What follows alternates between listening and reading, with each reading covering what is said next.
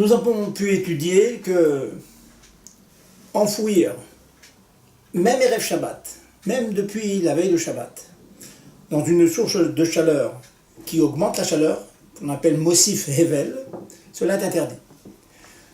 Donc, malgré de nombreuses familles qui ont ce minhag, cette habitude de recouvrir la dafina sur la plata, sur le feu, avec une couverture, nous avons dit déjà que cela est interdit, le Shulchan Aruch l'interdit. Cependant, si on s'arrange pour que la couverture en question ne recouvre pas la majorité des parois de la casserole. Par exemple, on met un plateau quelconque sur la marmite et par-dessus on met des couvertures. Ou bien on plie les couvertures de telle sorte qu'elles vont recouvrir la marmite sans descendre sur les parois. Je vais plus loin.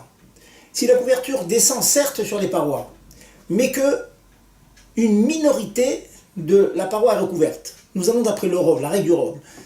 Supposons que la hauteur de la marmite soit 20 cm, eh bien il faudrait que, pour que cela soit permis, que moins de 10 cm soit couvert. Auquel cas, ça s'appelle Atmana Bemiktsat Akdera.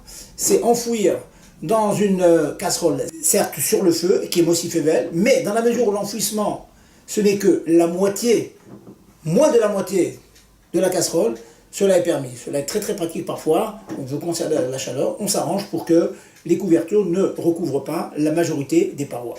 De telle sorte qu'on obtiendra une bonne dafina bien chaude, bien mielleuse, sans transgresser l'interdiction de Atmana. J'ajoute un peu une question qui est souvent demandée. Quel est le digne du ce que l'on appelle le croque-pot, la mijoteuse, une espèce de marmite électrique?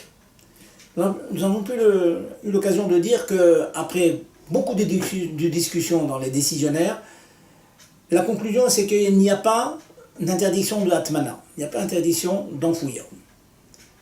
Donc il est permis de mettre cette grosse casserole dans le socle électrique et que ça mijote jusqu'au lendemain pour que la dafina soit bien mijotée. Cependant, on fera bien attention que les résistances et la marmite soient séparées l'une de l'autre. Ça veut dire que l'on mette une couche de papier aluminium épais ou bien plusieurs couches de papier aluminium moins épais, de telle sorte que le feu, la source de feu qui est les résistances, eh bien, soit recouverte. De cette manière, on évite un problème de chazara, d'interdiction de remettre la marmite sur le feu, que l'on aura l'occasion d'expliquer très bientôt.